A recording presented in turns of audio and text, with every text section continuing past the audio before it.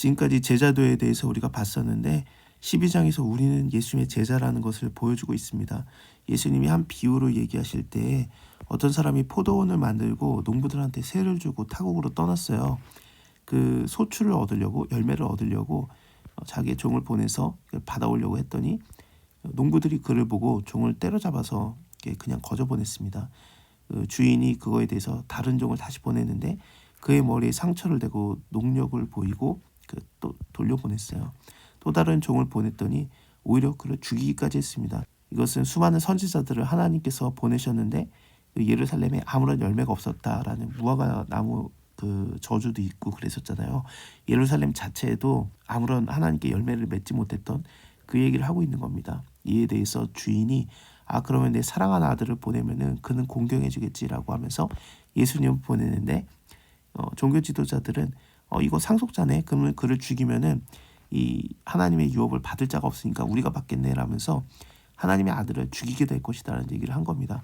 이에 진짜로 죽였습니다. 그래서 포도원 밖에 내어던졌다. 포도원은 예루살렘 자체를 얘기해요. 예수님이 포도원 밖에, 그러니까 예루살렘 밖으로 나가서 죽게 되잖아요. 그것을 표현한 겁니다. 이에 주인이 어떻게 하겠느냐? 농부들을 진멸하리라. 건축자들의 버린 돌이 모퉁이 돌이 되었느니라.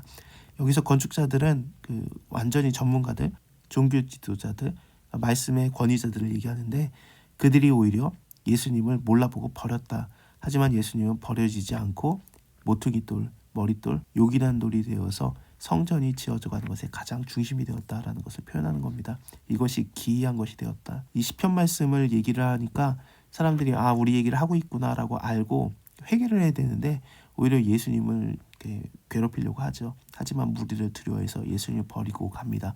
저번에도 그 세례 요한의 권세에 대해서 얘기를 할 때 세례 요한이 사람에게서냐 하나님에게서냐 그랬을 때 사람이라고 하면은 모든 사람들이 세례 요한을 선지자로 여김으로 백성들을 두려워해서 감히 말을 못했거든요.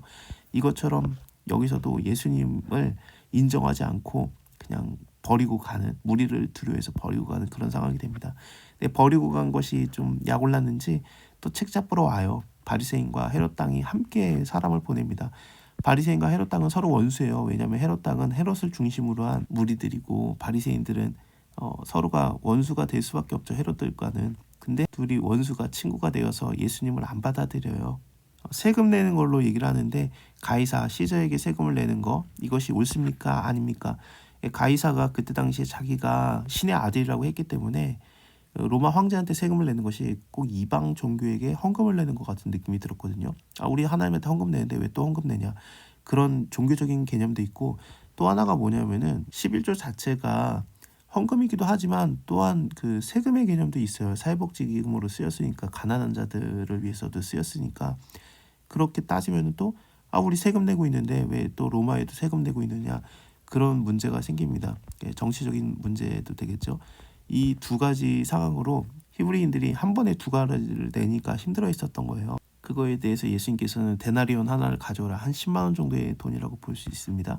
거기에는 그 가이사의 글과 그림이 있었거든요. 가이사의 것은 가이사에게 하나님의 것은 하나님에게 바쳐라라고 말씀하시는데 또 하나님에게 내는 세금은 성전세는 성전세겔이라는 히브리인들이 내는 돈이 또 따로 있어요.